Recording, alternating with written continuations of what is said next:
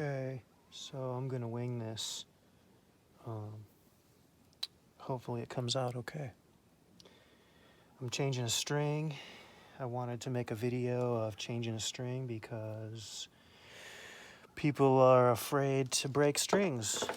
And I say break them, because the more you restring your instrument, the better at it you'll get, and you'll learn exactly how to get your instrument tuned just right. You'll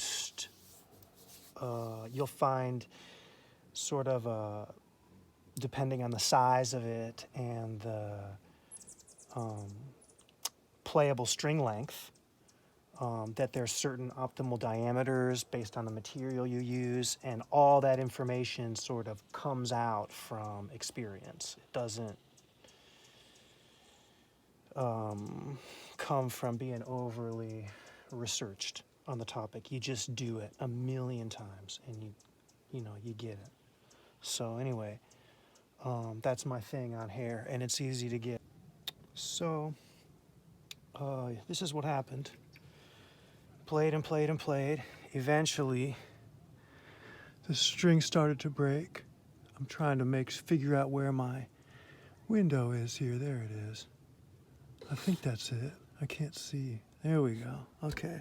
So yeah, they started breaking, and I just kept playing. And then this morning, I was waking up, and it was laying next to my head, on the floor against the bed, and I heard this little creaky sound, and I actually thought that the tuning pegs were turning, and it was these little hairs going ding, ding, ding, ding, ding, ding, all one at a time until boom. So I'm trying a new thing here. You gotta be patient with me, where I can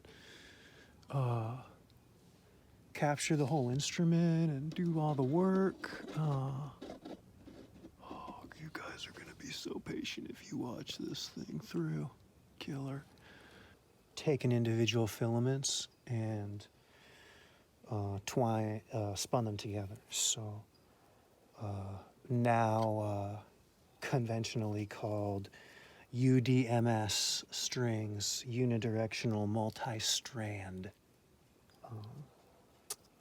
So anyway, here we go. If you've got tuners, you'll have to deal with that. The reason, let me find a knife.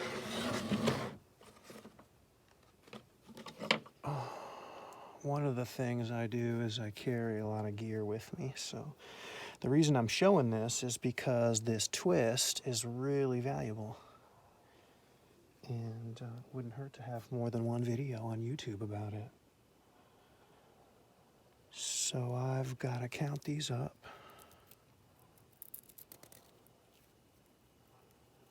If you're in a hurry, you're not going to like this video.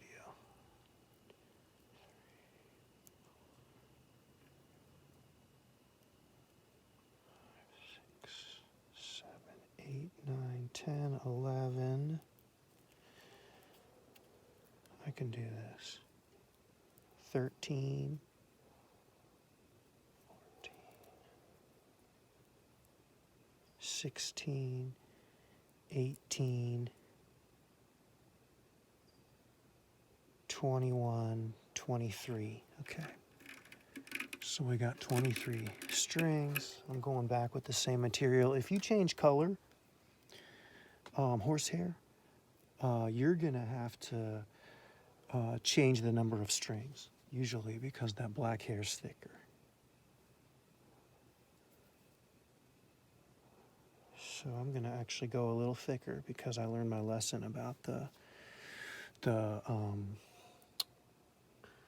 voicing. It meanders a little and sounds a little flimsy, so I'm gonna add some hairs to make it, it's gonna add to the tension at the same note, tuned to the same note. So 23, we're looking at 5, 7, 10, 12, 14, 17, 20, 23,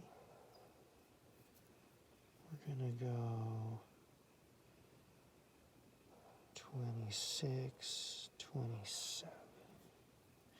And you know, even depending on where your horse was raised, you'll have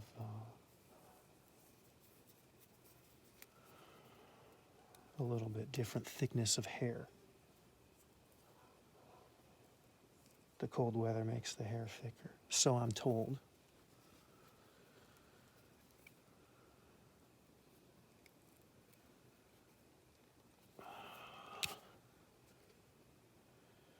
These little clippers don't work very well, even though I tried to make them sharper. They just didn't do it. So, now I gotta make my knot.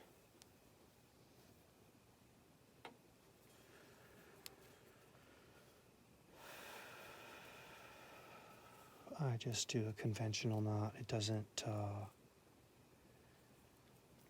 need to be anything special. So I usually make it somewhere where it's real easy in the middle of the hair, and then you can slide yourself down until you get to where you want. You can always cut the excess off later. One of the problems I've had sometimes is that the strings want to slide right here, but I don't think I'm going to have that problem today. I'm not feeling that.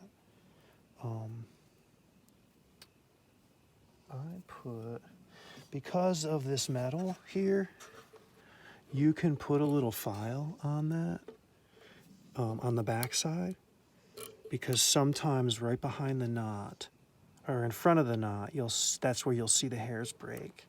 And I got a hunch that some of that has to do with the sharpness, because I can feel it on the back of that. But I'm going to do something else instead,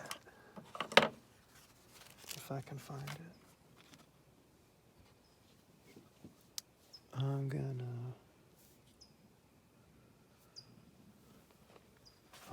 put some thread around the back of the knot. So sometimes it also makes it kind of pretty. So I carry a bunch of crap around so I can do this often enough. Orange is not a bad color for this. If you're, yeah, it doesn't have to be a lot, but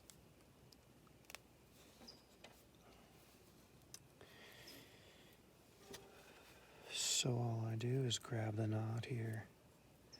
This also helps if you have a certain size of a hole and you want to kind of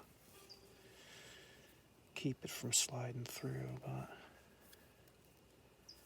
actually, yeah. Gonna go this way. Just going around a few times.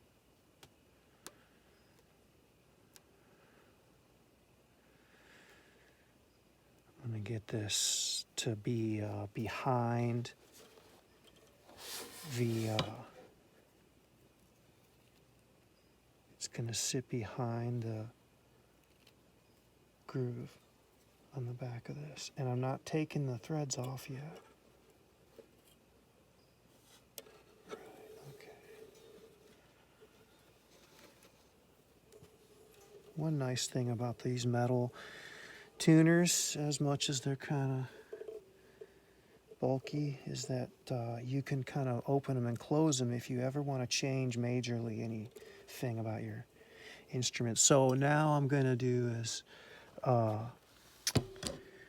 twist. So I'm going to start at the bass, and I'm going to check the direction of the other strings, because it doesn't really matter which way in terms of sound. But what matters is the uniformity. So you want to twist them all the same direction. And eventually, this is a small amount of hair, so I'm not going to be real finicky about combing it, because it's, when I draw my hand across, they're not really overlapping. They'll pretty much flatten out, which is good. You want a ribbon that doesn't have a bunch of knots or catches on your finger. So if I had like 60 hairs, you want to get a comb and you want to drag it through until you can drag a comb through the whole thing. And then you go down and you twist. And then as you go, you'll want to keep combing. So I'll show you what I do here. So I twist all these to the left. Maybe that's because I'm into magic. But anyway, so I can roll it. Oh, I did something that I didn't show you guys. I'm going to do it again, actually. Now that I'm handling all this hair.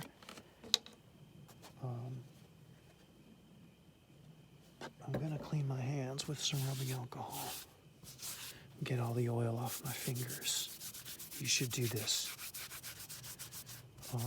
The dirt is a thing, but more than anything else, it's the oil. So you can't see it. So just believe it's there. Some people actually wear gloves for this, but you know, I'm not doing that. And since I touched my strings already, I'm gonna just do it again. Don't be too hasty with the alcohol once you use it, because it does have water in it, and it does takes a little bit of time for the water to evaporate, even after the alcohol is gone. So, yeah, I can tell my hands feel nice and dry now. So, I start down here, and I kind of just pinch and I roll, and I watch. You won't be able to see this from the camera angle, but you just roll with your fingers, and then you'll find it twist behind you. Behind my left hand, here it's getting all twisted up. Right here on the back side. So I just, you know, stretch it out again. I actually think that I am going to need this comb, which I have in my goodies here. Because as I go, as I twist on one side, on this side back here gets all tangled up and crazy. So if you do any sewing, you know exactly what I'm talking about. So I'm gonna just comb this out some more. It's okay if I let go of the other end as long as I'm still holding the whole thing. So at least right now, some of these details you just won't get except from doing it. So I'm gonna go back to this, twist some more, twist. It's more of a roll here. It's more of a roll, but if you're looking with your eyes at real close, you'll be able to see it. It should be relatively flat. You'll see some ridges, and you can kind of catch them. And you'll know if you're twisting it wrong. You'll kind of figure it out. I'm doing this because people seem to be intimidated, and it's really not hard at all. And I find that I need new strings regularly anyway. So here we go. I'm just booking it now. Also trying to include you in this, my friend. All right. Yeah, I'm not very tech savvy, so you'll have to deal with that. So, okay. Twist. Yeah, see, it's rolling and twisting. And you'll see that the longer you get from the end down there, the more that the twist starts to show up in different places as you twist with your fingers. Here you'll see it, most of the tension gather in one location, and that'll tell you whether you need to choke up and twist some more here or whether you need to back off. Every once in a while I do this just to get all the hairs to fall in place, and it actually just smoothed out quite a bit for me doing that. It's not real tight yet. This is not super tight. It's about 2/3 of the way, maybe halfway. But I'm gonna comb some more of this hair out.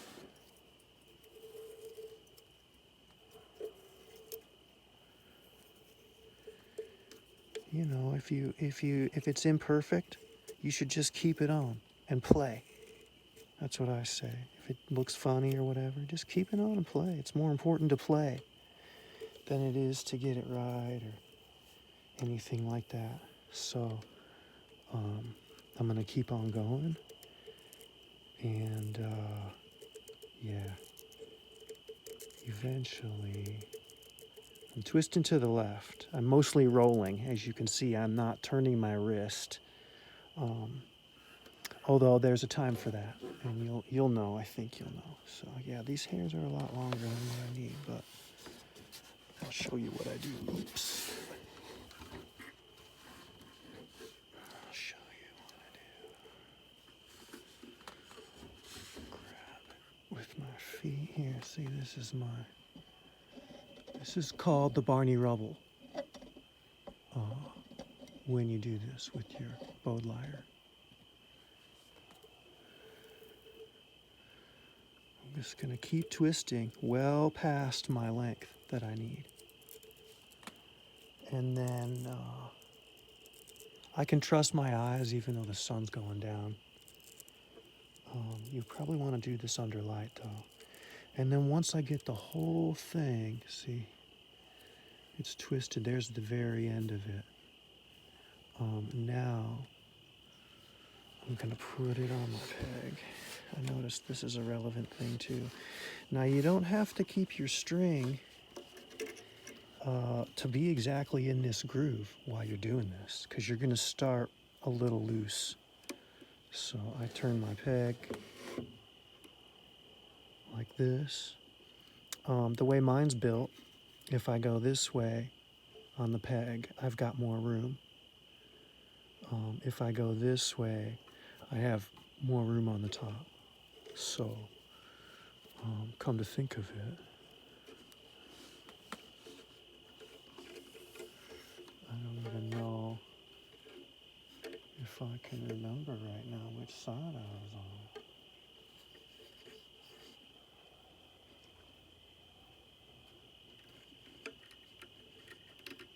Anyway, we're gonna do the best guess, which is this outside. I have 2 others of these that I haven't made videos for yet, because this is the daily driver, as they say. So I'm going outside here. And I'm just going around the post right now. If you want to, you can consider where you want your string in terms of how deep it sits on your post. And the more hair you've got to play with here, the better as far as length, because you want to, it's easy. If I had an inch of hair, it would suck to do this. So anyway, I'm going around the post. I'm staying on top. I'll show you what I do eventually. But first I want to get up onto the groove where I can, yeah, okay, so now I go around, hold the string down, get it in there, it's in that little groove now. Then come around here. I'm trying to do this and show you guys at the same time. It goes behind the string. See that? Then I'm going to pull it so it goes, there it is, behind and under. Now, if you can visualize, because I can't do it, I'm going to turn my peg and it's going to bite down on that hair. And it's going to pinch it. And that's going to keep it from going. And, oh, you know what? Yeah, see, this is the thing. I'm going to take it off and I'm going to twist some more.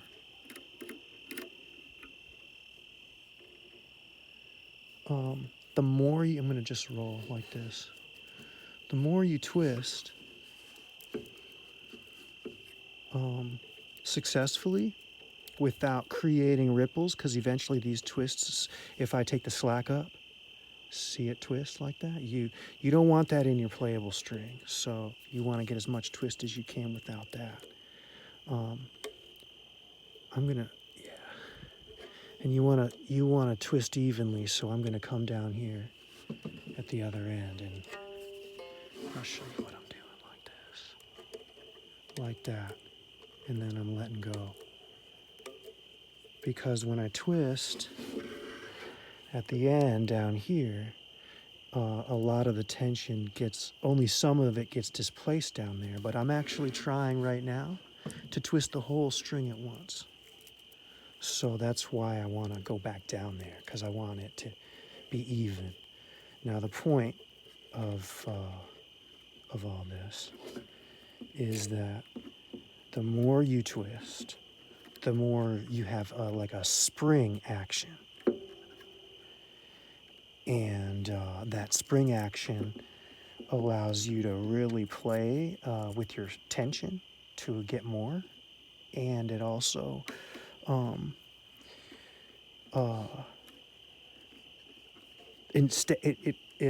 you can get higher tension without breaking your strings. That's what I'm trying to say. So, all right, so I'm on. It's pretty weak though. Okay, I'm gonna take a look at this. See what's up. Now I'm gonna tune up and I'm gonna watch this knot here. I actually brought some super glue because I thought I might need it, and I'm not really sure that I will now.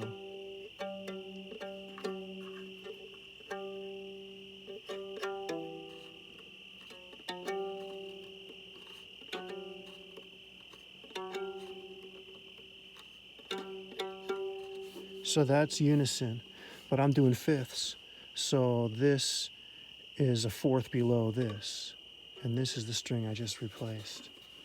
Oh,